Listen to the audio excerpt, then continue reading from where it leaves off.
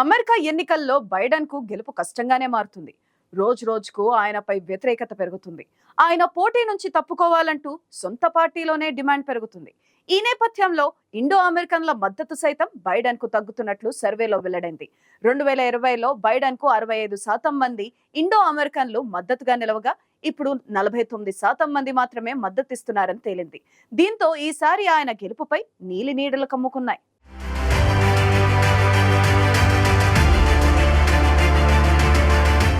America అధ్యక్ష ఎన్నికలో ప్రపంచ దేశాల దృష్టిని ఆకర్షిస్తున్నాయి. రెండోసారి అధ్యక్ష బాధ్యతలు చేపట్టేందుకు ప్రెసిడెంట్ బైడెన్ తో పాటు మాజీ అధ్యక్షుడు డొనాల్డ్ ట్రంప్ పోటీ పడుతున్నారు.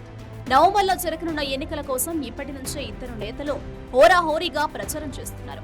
ఎలాగైనా ఈ ఎన్నికల్లో గెలవాలని ఇద్దరు నేతలు భావిస్తున్నారు. అందుకోసం ఒకరిపై మరొకరు తీవ్ర స్థాయిలో విమర్శలు చేసుకుంటున్నారు. తమ గెలుపుపై ఎవరికి వారు ధీమా వ్యక్తం చేస్తున్నారు. ఈ నేపథ్యంలో ప్రెసిడెంట్ బైడెన్ కు మద్దతు తగ్గుతూ వస్తోంది.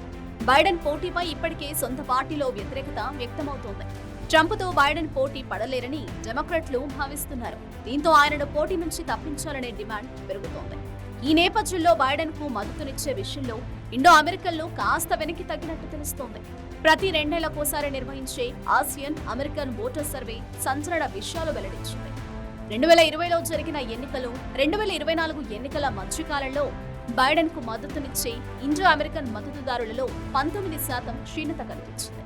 Asia and Pacific Islander American Vote Asian Americans Advancing జస్టిస్ల సర్వే ప్రకారం 49% మంది ఇండో అమెరికన్ పౌరులు ఏడాది జో బైడెన్ కు ఓటు వేసే అవకాశం ఉంది. 2020లో ఇది 65%గా ఉంది. 30% మంది ఇండో అమెరికన్ పౌరులు మాజీ అధ్యక్షుడు డొనాల్డ్ ట్రంప్ కు ఓటు వేసే అవకాశాలున్నాయని సర్వే వెల్లడించింది. ఇక డొనాల్డ్ ట్రంప్ కు 2 పాయింట్ల మేరకు ప్రయోజనం ఉండబోతోందని ఈ సర్వే తెలిపింది. గత 2 దశాబ్దాలుగా అమెరికాలో ఆసియా అమెరికన్ ఓటర్ల సంఖ్య గణనీయంగా పెరుగుతోంది. గత 4 ఏళ్లలో 15% వృద్ధి నమోదైంది. ఇండో అమెరికన్ ఓటర్ల సంఖ్య తగ్గడం బైడెన్ కు ఆందోళన కలిగించే అంశంగా మారింది. ఈ సర్వే ప్రకారం 55% ఇండో అమెరికన్ ఓటర్లు బైడెన్ కు మద్దతునివ్వగా 38% మంది మాత్రమే ట్రంప్ కు మద్దతు పలికారు.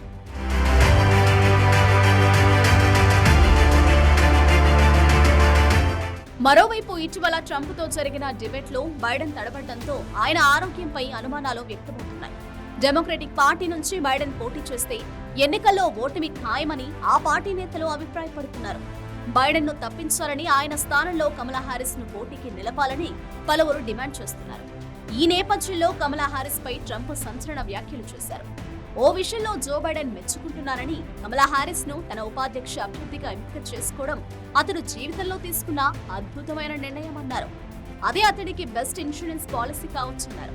అలాగే కమలా హారిస్ ను బైడెన్ కు బీమా పాలసీగా అభివర్ణించారు. ఇదే సమయంలో ఆమెపై తీవ్ర ఆరోపణలు చేశారు.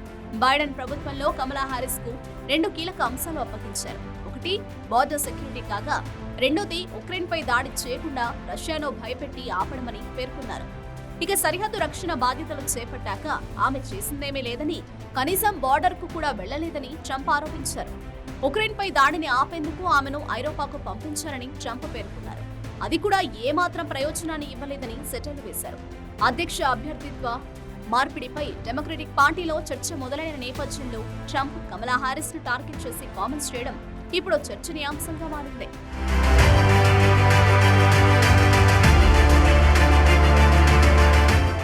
మరోవైపు బైడెన్ కు ట్రంప్ సరికొత్త సవాల్ విసిరారు. సౌత్ ఫ్లోరిడాలోని డోరల్ కోర్స్ లో గోల్ఫ్ మ్యాచ్ కు బైడెన్ రావాలని సూచించారు. తనతో కలిసి గోల్ఫ్ ఆడాలని సవాల్ చేశారు. ఒకవేళ ఈ గేమ్లో ట్రంప్ ఓడిపోతే బైడెన్ ఎంపిక చేసుకున్న స్వచ్ఛంద సంస్థకు $1 మిలియన్ విరాళంగా ఇస్తానని ప్రతిపాదించారు. అంతేకాక మరోసారి డిబేట్ కు రావాలని బైడెన్ కు సవాల్ విసిరారు.